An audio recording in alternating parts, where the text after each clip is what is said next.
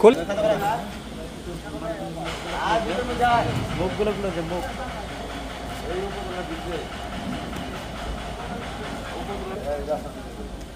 বিলনের মতনটা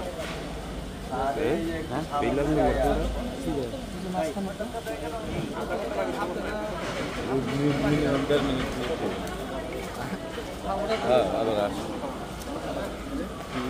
দেড় দুই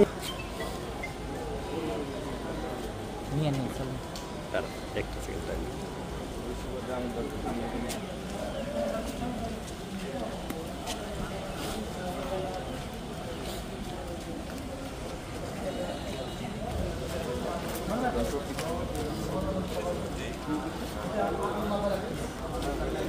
আমি একজন ভুক্তভোগী রেলিক সিটি এই সাদাপুর মৌজা নিয়ে এরকম আশেপাশের 8টা মৌজা নিয়ে লেয়ার প্ল্যান কইরা কোনো নিবন্ধন নাই কোনো এই টিউনুর ওই লেয়ার প্ল্যান কইরা রাজকের কোনো অনুমোদন নাই।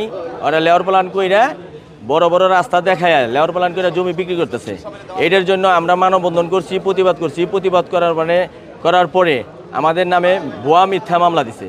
ভুয়া মিথ্যা মামলা দেওয়ার এটা নুরজামান এবং ওই রেলিক সিটির মালিক। হ্যাঁ বলতেছি, দেওয়ার পরে যখন আমরা সামনে অগ্রসর হই কিছু করতে পারতেছে না। গতকালকে এই নুরজামানের একটা প্রজেক্ট আছে, অবৈধ প্রজেক্ট ভাঙ্গা ব্রিজ, ওখান থেকে ও মানববন্ধন করছে মেম্বার এবং সাংবাদিক আলাউদ্দিন নামে।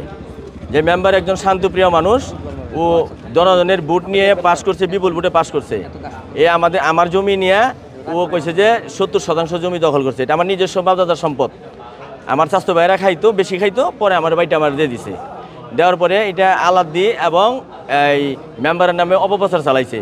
এবং কি এমনও কথা বলছে যে আলাদি তুই এই যমুনা টিভিতে আস, তোরে এখান থেকে প্রতিহত করবো, এই ধরনের হুমকি দিছে।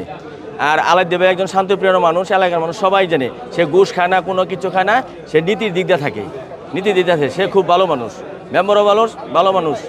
আমরা ওনার আস্থার উপরে আছি।